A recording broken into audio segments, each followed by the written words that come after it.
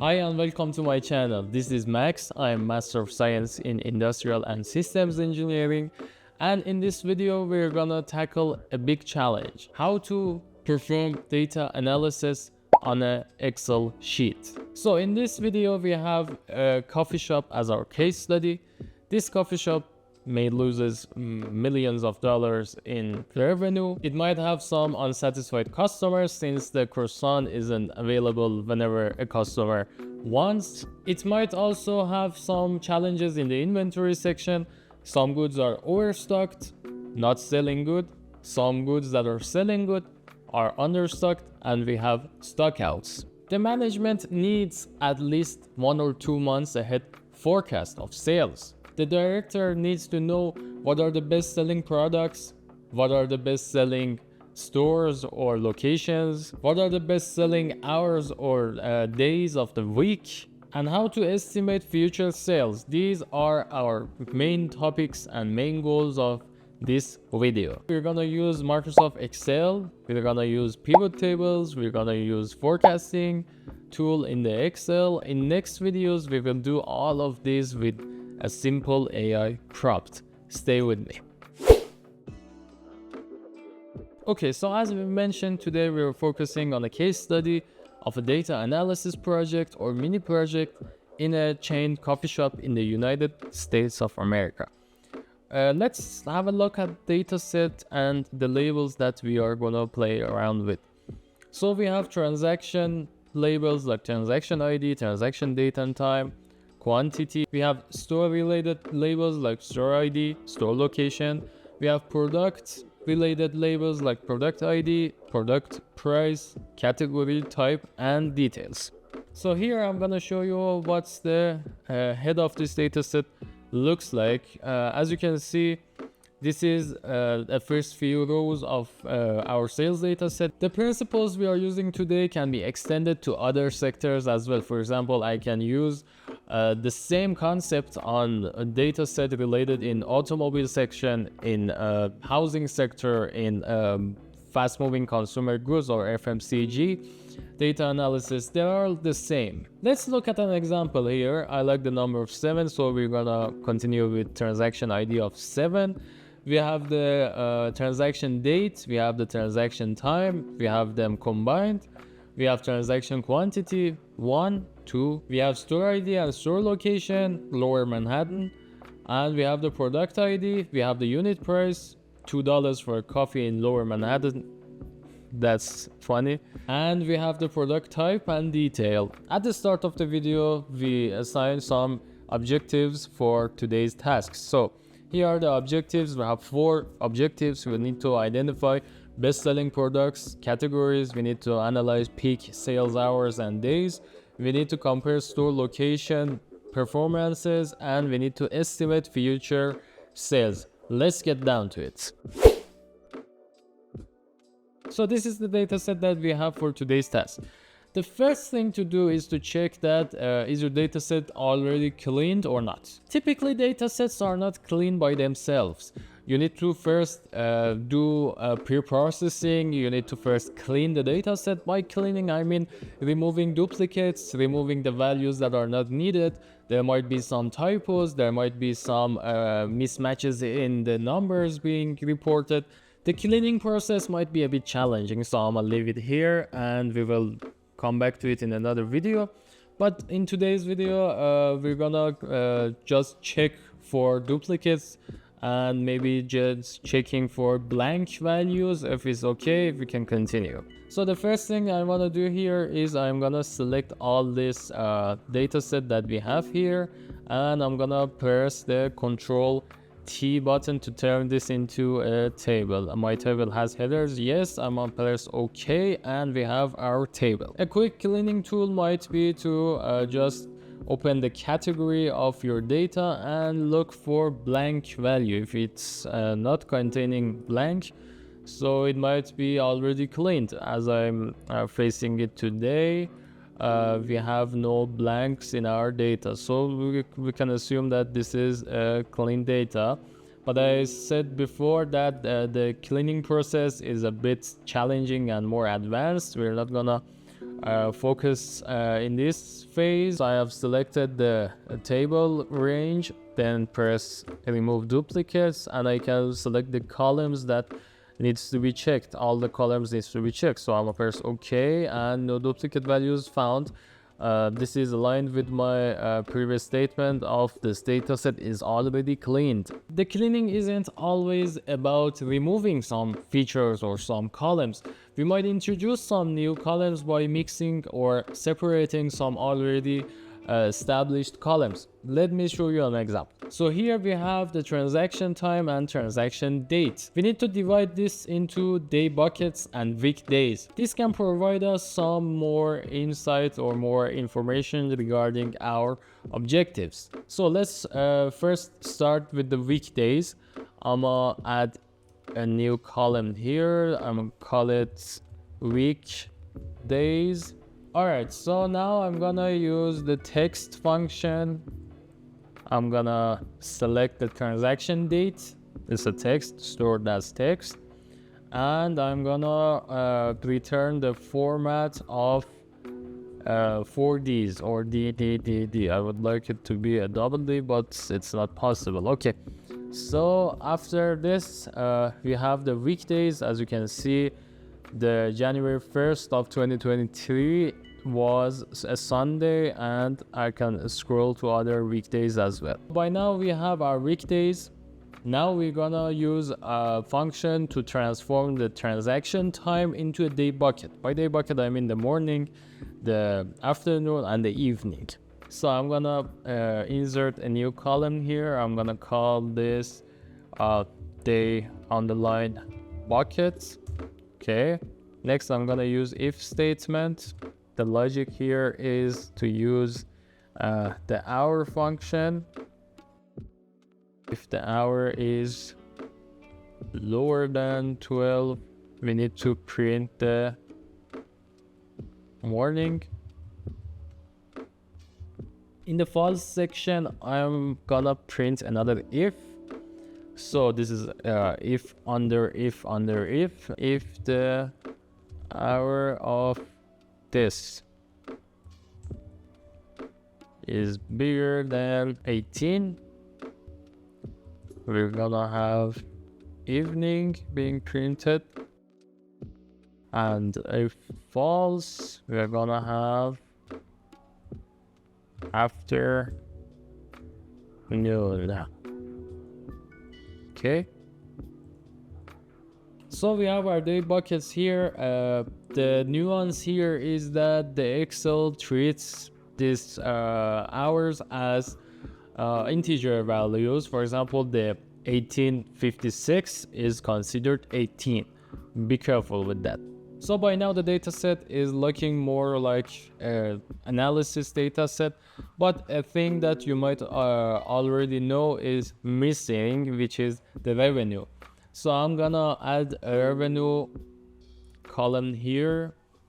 Let's call this revenue, and the revenue is the unit price times by the transaction quantity. So this is our revenue, which is in US dollar.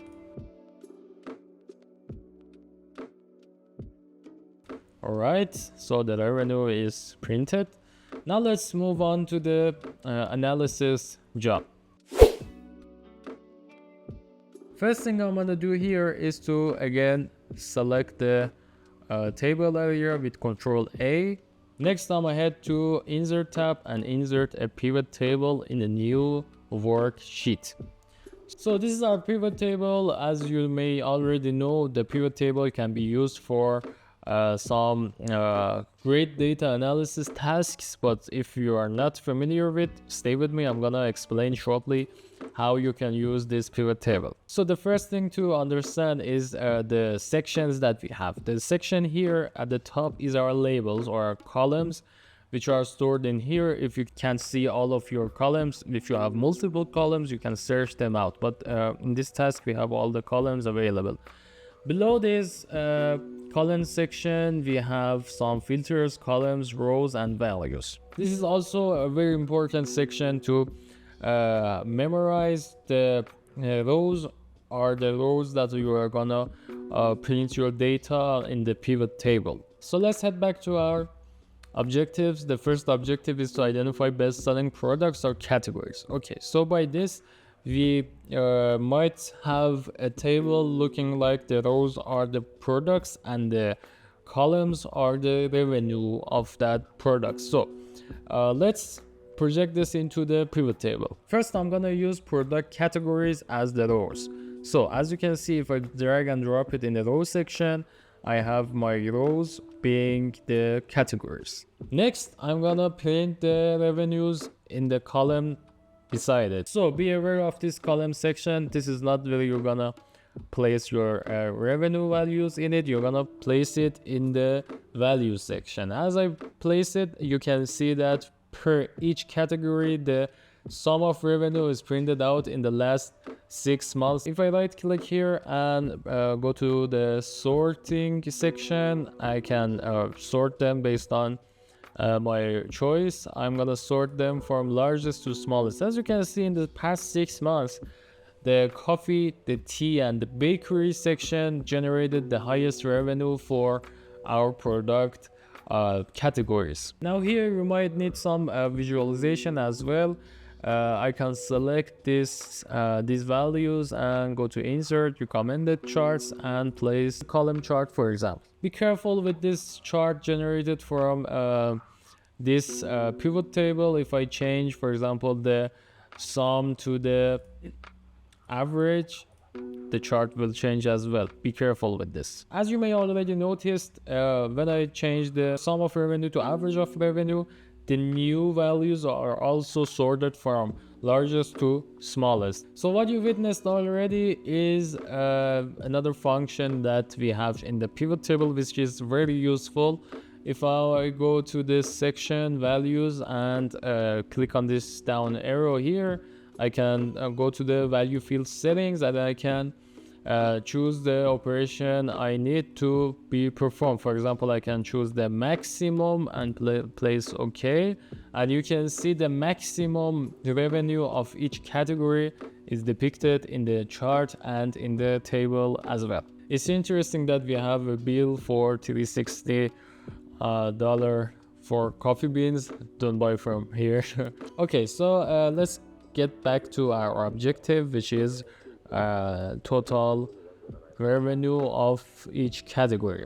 Now I can change the category to another parameter. For example, if I click here and remove this field, I can choose product type, put it in the rows, and now the product types are being shown as the sum of the revenue. Again, if I right click here and go to the sorting section and sort from largest to smallest, you can see that the table now is sorted based on the product type, and the chart here is showing the corresponding values as well.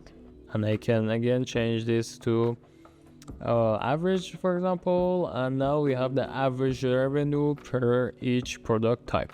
And I can do this again with the product detail here, and I'm gonna remove the product type. Okay, let's sort them, and now this is the sorted values for product details, which is enormous amount of details. So by now you saw how we can analyze our data in the rows and the values section of a pivot table. This is very useful for some basic analysis that we call it EDA in the data science as well. Now I'm gonna show you how you can use the columns section in the pivot table. The column section is useful when you have a categorical data. For example, the weekdays are considered categorical because we have Monday, Sunday, Tuesday being repeated all the time. So let's find out the generated revenue per each day. For this task, I'm gonna use the product category in the rows. We have product category. The columns would be now a categorical value called weekdays that we generated before. So you can see that in the rows we have the labels of the product category, and in the columns we have weekdays like Sunday, Monday, all the way to the Saturday. Okay, so I'm gonna use the revenue that we generated in the previous phase, and I'm gonna put it in the values. So as you can see, each day we have the generated revenue per that product category. This will save you so much time that you can go and hang out with your girl. But here you can see that the operations are very simple. You can just drag and drop with some clicks and voila, this will generate. So let's take this a step further, and I'm gonna select the products from Sunday all the way to the Saturday, and go to the conditional formatting. The conditional formatting has a lot of operation as well. It's a complete episode for itself, but I'm gonna show you a brief how you can use it. If I go to the conditional formatting and data bars, I can print the data bars here, and as you can see, it's a bird's eye comparison view of all the product categories that you had in your columns. One of our objectives was the best days or top days that we are selling the products. So I'm gonna select the total grand here and go to the conditional formatting. I'm gonna use the color scale, and I'm gonna apply a green, yellow, red color scale. So here, as you can see, on Mondays and on Fridays, we have our top generated revenue days, whereas in Saturday, we have lower amount of generated revenue. The next objective is to find the hours that we are at peak sales. Let's get into it. So if I click here, the pivot table will pop up. Let me remove the weekdays.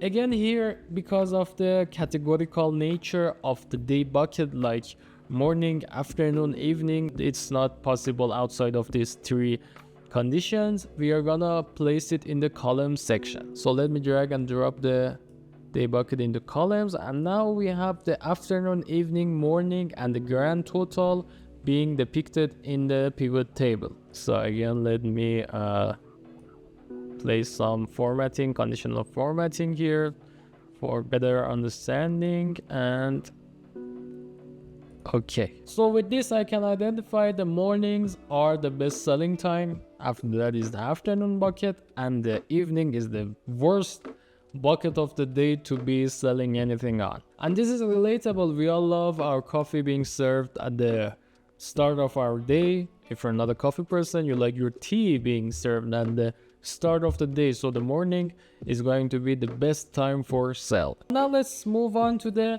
third objective, which is compares to locations.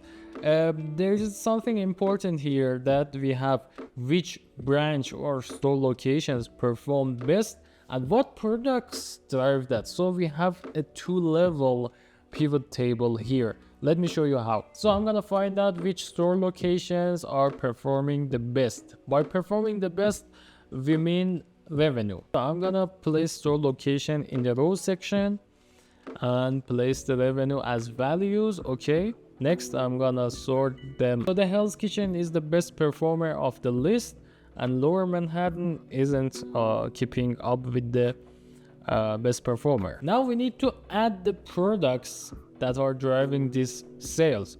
So here, be careful with what I'm gonna say. We need to have store locations in place and then extract the products from that. This is a two-layer pivot table. By this I mean I can easily, with one click or maybe two, I can drag the product category and put it below the store locations. With that, you can see in each and every location what are the top performing products. I just have to sort them out. Okay, so in Hell's Kitchen, our best performer, what are the products that are driving these sales? The coffee, the tea, and the bakery are the top three products here. Be careful with the sequence of the items in your pivot table. If I just remove this and transform it one way around, I can see per each product which store was the best selling and which wasn't. The coffee was selling the best in Hell's Kitchen, whereas the tea was selling the best in the Astoria but not the Hell's Kitchen. So by now the analysis part is done. You can show this to your manager and say, give me a raise for this. You know what? I need a raise. Perfectly fine. Let's move on to the forecasting section. While forecasting, I'm gonna head to the table that we had. Okay, so here I'm gonna go to the data, and here you can see the forecast sheet. For every forecasting task, you need at least two variables. One is your temporal info, like time series, dates, times, and so on. And the second one is your target variable. I said that this is at least, you might have multiple features like x1, x2, these are the independent variables, and the y that you are going to predict is your dependent variable. Here, our target variable is the revenue that we are gonna forecast in the next 2 months. As you can see here, our data is per transaction. This is hard to predict. We need to transform this into daily format. For example, on day 1, our revenue, day 2, day 3, and so on. So for this, I'm gonna head again to our pivot table. I'm gonna put the transaction date inside the rows section. As you can see, the Excel automatically generates months and days. We only need days. I'm gonna remove the months. Before you can forecast, you need to be careful about the labels of your time series. For example, what I mean is here you can see we have January 1st, 2nd, 3rd, and this is not consistent. This is not recognized by the Excel function. We need to convert this into the date format. If I expand this here, I can see that the date format is beneath the text label that we have, like Jan, Feb, March, and so on. So what I'm gonna do here is I'm gonna delete the days as well. And now I have the transaction date and the revenue generated. Now that we have our dates being consistent, I will go to the data section and press the forecast sheet. I'm gonna expand the option button, and here I'm gonna select my timeline range. I'm gonna select here, Control Shift down all the way to here, and the grand total should be omitted, so I'm gonna delete it. Okay. Now I'm gonna input the values. So here I'm gonna select the revenues all the way down. I'm gonna exclude the grand total. Okay. Now you can see the Excel has provided a preview of the forecasting that's being calculated. The confidence interval should be at the 95%. Do not change this. Seasonality detect automatically. Okay. Include forecast statistic. This is also a good info if you are a pro statistician. Fill missing points. We didn't have any missing points, but leave it there, be as interpolation. And aggregate duplicates using average. We didn't have duplicates as well, but leave them to be just fine. If I press the create button, here we have our forecast being deployed. Previously, we set the confidence interval of 95%. This means that by 95% probability, we can say that the data being forecasted is going to be in the range that we are forecasting. So let's take a quick look at what Excel has calculated here. As you can see here, the values are being forecasted with a forecast value, a lower confidence band, and an upper confidence band. With 95%, we can say confidently that the forecasted value will be between the lower and upper confidence value. Okay, so it's enough for today's video. We covered so much. I hope you enjoyed this video. Whether you are a manager, you are a specialist, or you are someone just like to play around with the data, this video I hope served you well. Stay optimized and subscribe to my channel, Max Optimization Lab. Good luck, be optimized all the time.